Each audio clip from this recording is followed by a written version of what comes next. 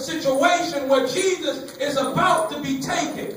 Jesus is about, amen, Jesus is about to be taken by some soldiers and some army, and Peter's first initiative thing is to do is fight. And he cuts off a man's ear, and Jesus has to tell Peter to put down your sword.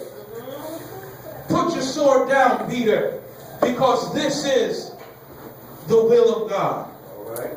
Amen. But we may have a question to say, well, how do I know that God wants me to put my dukes down?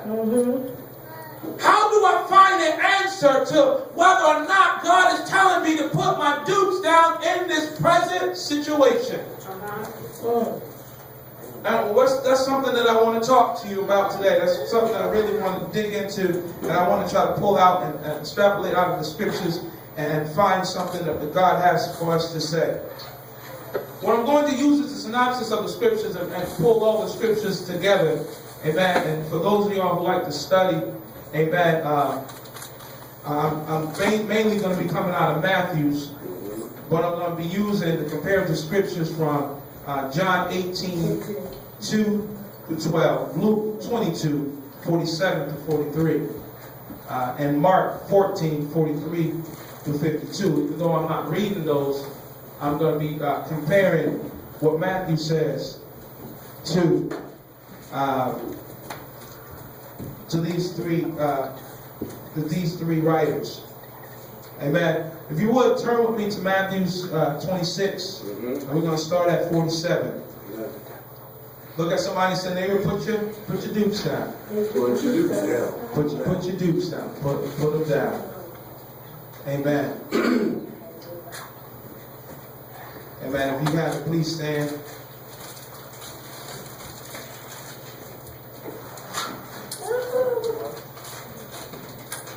Matthew 26, 47 to 56.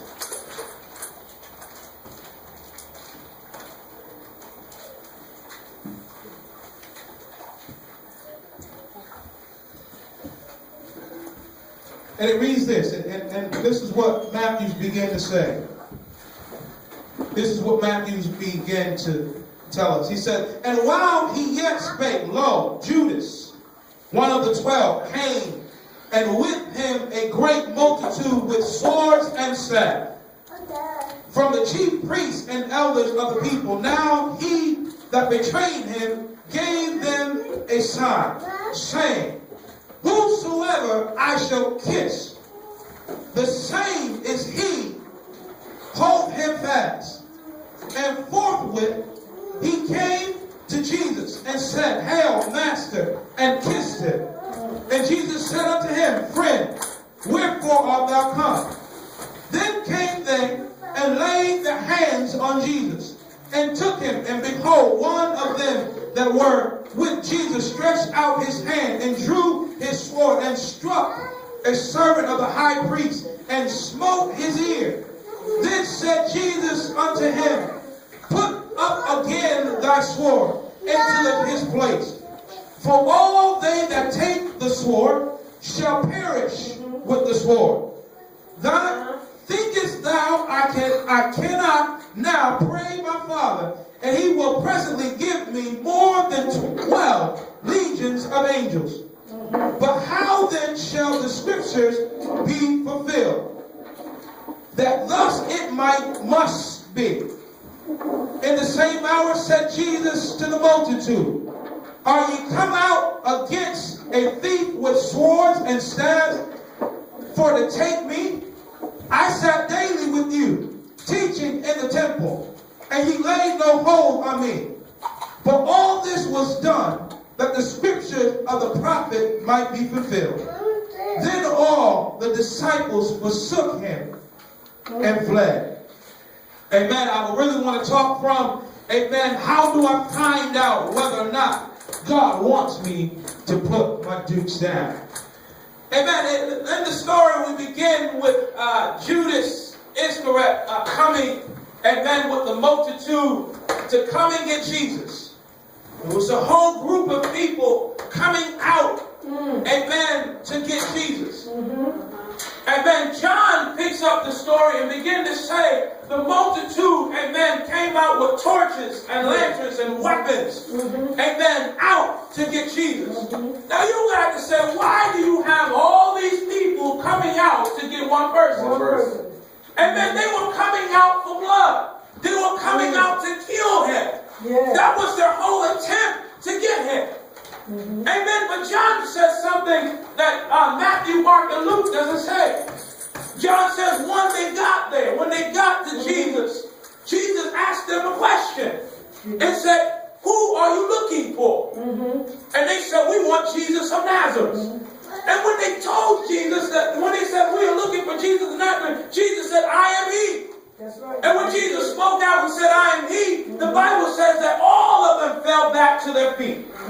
Now, what this begins to say is, when Jesus made the statement that I am, that was the declaration that God made to Moses back in the Old Testament. God told Moses that I am, meaning he who exists. And so Jesus was making a declaration that he was the God who existed from the beginning and now is. And so not only was Jesus telling them that, but Jesus was showing them that they could not touch him. That's right. God had a force field around him.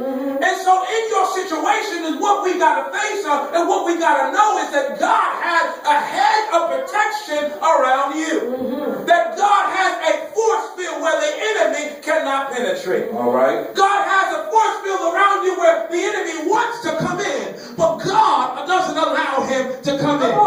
Jesus, amen. And even when it came down to Job, the devil came to God and said, I can't touch him because you got a hedge of protection around him. And so when these people came out to get Jesus, amen, Jesus began to say, I am he, and they could not touch him. Could not touch him. Don't you understand, when the enemy wants to get at you, he needs permission from God. Yes. Amen. He cannot get you unless God says it. Amen.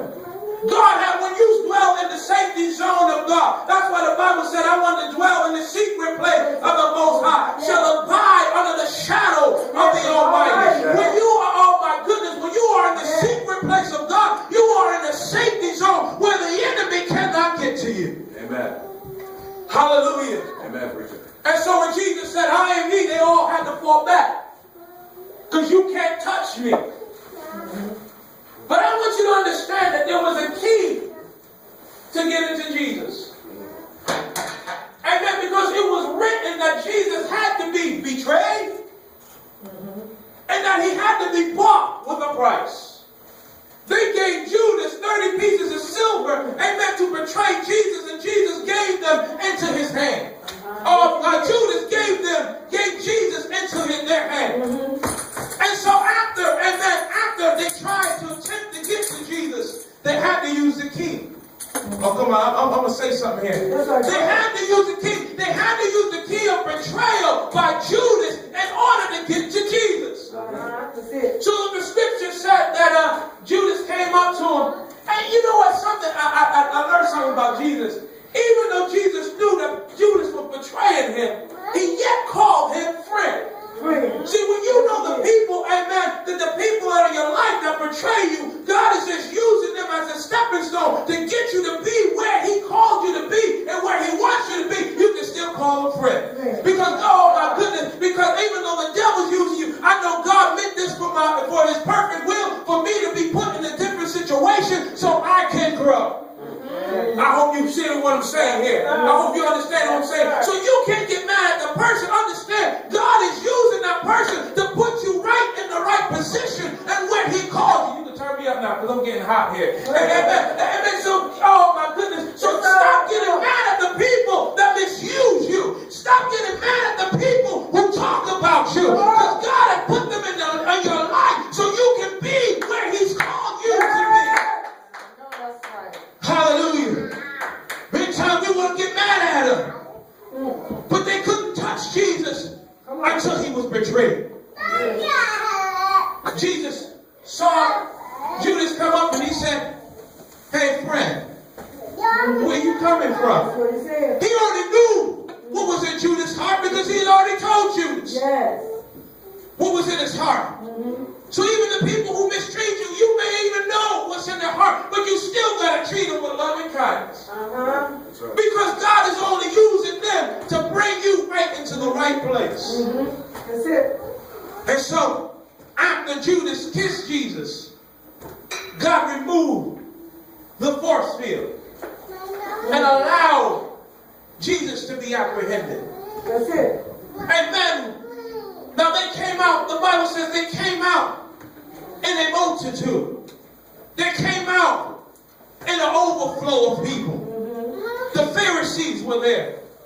The religious leaders were there. The priests were there. The scribes were there. The soldiers were there. The multitude was there. And you got to understand, in your situation, Come on. it may seem like it's a multitude that's coming against you. It may seem like it's a multitude, amen, of problems that's coming against you and that's rising against you. But I want you to understand that it can't touch you until God says let it go. God said, let him go. That's it. That's right. Hallelujah.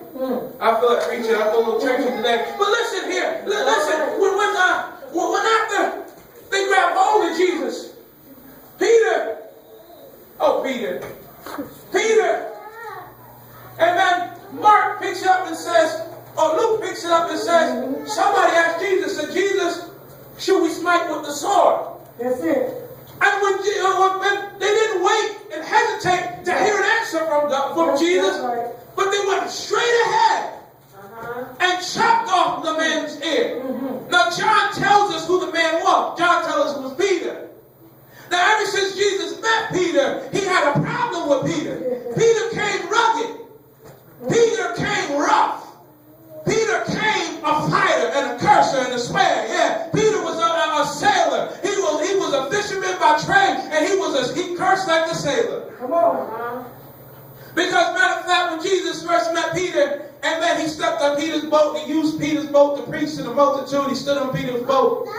Amen. And so Jesus wanted to repay Peter for his services and told Peter, amen, to cast his net out into the deep. And when Peter perceived, and Peter said to Jesus, we've been doing this all night long. We ain't caught nothing. But all right, I'm going to do it anyhow. And when the Bible said when Peter pulled in the multitude of fishes, he perceived that Jesus was a man of God. And when he knew that Jesus was a man of God, he said, get away from me. I want to talk about that. He said, Jesus, get away from me because I'm a man of unclean lips. See, sometimes we think we show a reverence of God because we don't want God close to us because we know who we are. Come on, man. So instead of asking God, listen, God, I know who you are. I know you are a perfect God. Lord, cleanse me. We said, God, get away from me. Come on, man. Come on. Oh, come on, son. Have you ever did that? Come on. Have you ever did it? You knew you was in the wrong, and so you didn't want to touch your Bible. Come on. Have mercy.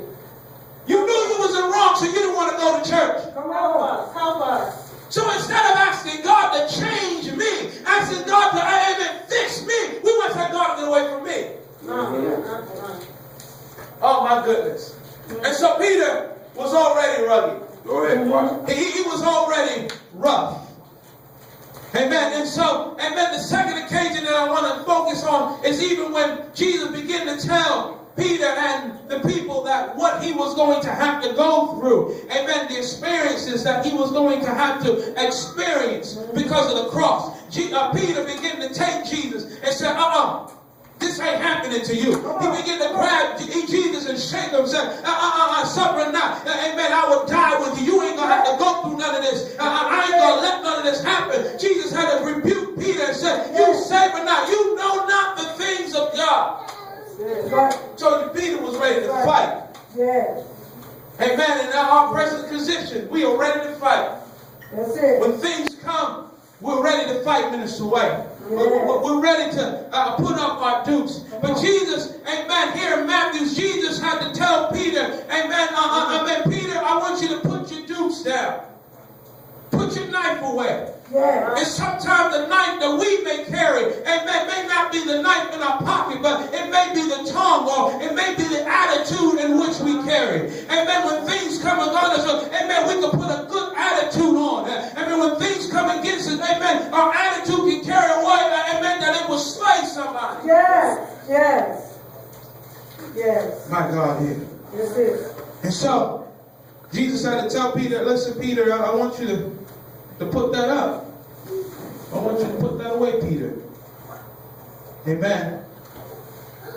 And something that Jesus does that I love about Jesus, because he begins to shed light on the situation. He begins to shed light upon the situation that Peter and the disciples don't see. Come on.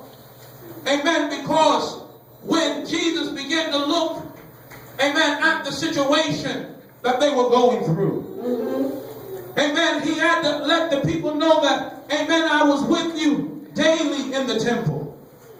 And as I was with you daily in the temple, that none of you came and none of you touched me. The reason why none of you touched me and none of you could touch me is because there was a hedge around me. But now this is a position where God, where my Father is putting me in a certain position so I can go to the cross and bring out a better way and a better place. And so Jesus began to tell Peter, listen, Peter, I don't need you to fight this battle. This is not the battle that I'm looking for you to fight. And so Jesus began to tell Peter that you got to put the sword away. And he began to tell the people that my Father, amen, if I ask him, he can call a legions of angels. And these legions of angels will settle this whole situation. But this is a position where I need to go to. And sometimes you got to make up in your mind and begin to talk to God and begin to see how God is putting you in a certain position so you can go just up a little bit higher. See, where you are right now is just a way for God to take you. And so your present condition and all the stuff that's coming against you, God is allowing it to come against you so he can take you just a little bit higher. So I hear you say in your mind, so brother preacher, how do I know this is something that God wants me to go through? You got to look at Peter's first response. Peter's first response was to ask God, Lord, do you want me to take up the sword and fight? But see, the problem with Peter was he didn't wait for an answer. So sometimes we can ask God, Lord, what are you doing in the season? Instead of us waiting to hear an answer from God, we start right on and start fighting, because fighting is our first defense. But God wants you to wait a little while. If we can just wait a little while, we can get an answer from God. Sometimes we think that silence from God means to go ahead, but silence from God, it means to wait. So brother preacher, what are you telling me here? In the situation what I'm facing, they're telling me that the house is going to close. They're telling me that the job is closing down. They're telling me that my bank account is getting low. So preacher, what are you telling me here? They're telling me, I got all these people getting on my nerves. So preacher, what are you telling me here? I got people coming against me on the left. I got issues all in school. I'm trying to go back to school. And they're telling me I don't have enough education. I'm trying to do this and they're telling me that I can't do it. And I'm praying and I haven't got an answer from God. I want you to look at your neighbor, because I feel like preaching here. It said, neighbor, just wait a little while. It said, neighbor, God is sending a word. So preacher, how do I know that this situation is the will of God? Because if God is allowing it, then it's something that he wants you to go through. Look at your neighbor. I feel like preaching here. He said, neighbor, go through it. God will take you through. Just put your dukes down, because this is the will of God. So the one thing that we got to learn is how to trust God in our situation. Luke began to tell us that Jesus said unto his disciples, I want you to go away so I can lose none of my disciples. If you belong to God, God ain't going to lose nothing that belongs to him. If God gave you the house and he intended for you to keep it, you ain't going to lose nothing that God gave to you. If God gave you the job,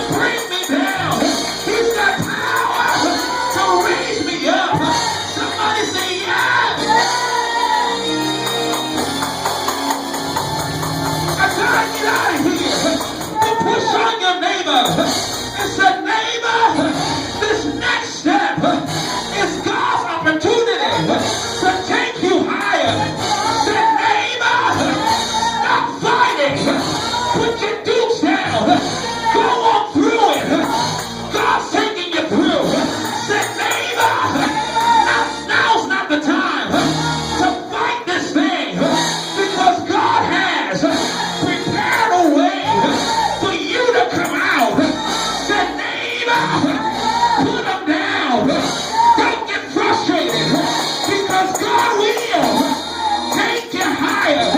The Bible said, after they took Jesus, they took him to judgment hall. And the judgment hall, they took him to Pilate. And Pilate had him put on the cross. Pilate had him brought down. He was beaten and he was whipped. I can imagine Jesus right there being beaten and being whipped. I can imagine Peter having to watch his Lord and Savior. I can imagine Peter having to watch Jesus being whipped across the back and he not being able to fight back. I can imagine Peter standing right there. I need to lay across there. I can imagine Peter standing right there when they whipped him. When they whipped him all night long. Peter wanted to fight, but I can imagine in Peter's mind that he told me not to fight no more. I can imagine the rage that's in his mind. I gotta stop it. I gotta stop it. But he told me this is his will. I gotta stop it. But he told me this is his will. They're closing the house. But the Lord told me this is his will. They're taking the car. But the Lord told me this is his will. They're moving the job. But the Lord told me this is his will. So they whipped him all night long. And Peter had to sit there and do nothing. Because he told me not to fight. But the Bible said they took him and nailed him to the cross. I can imagine Peter, oh cursing Peter, oh fighting Peter. There's my friend, there's my Savior, hanging there. And he told me not to fight. I want to get there to take him down. But he told me not to fight. Imagine they talking about you. They scandalizing your name. They're putting you down. But the Lord told you, hold your peace. I will fight your battles. Vengeance belongs to me. They're talking about you, scandalizing. But Jesus told me not to fight. There he is, my best friend. There he is, my Savior. But Jesus said, don't fight. Look at your neighbor and say, neighbor,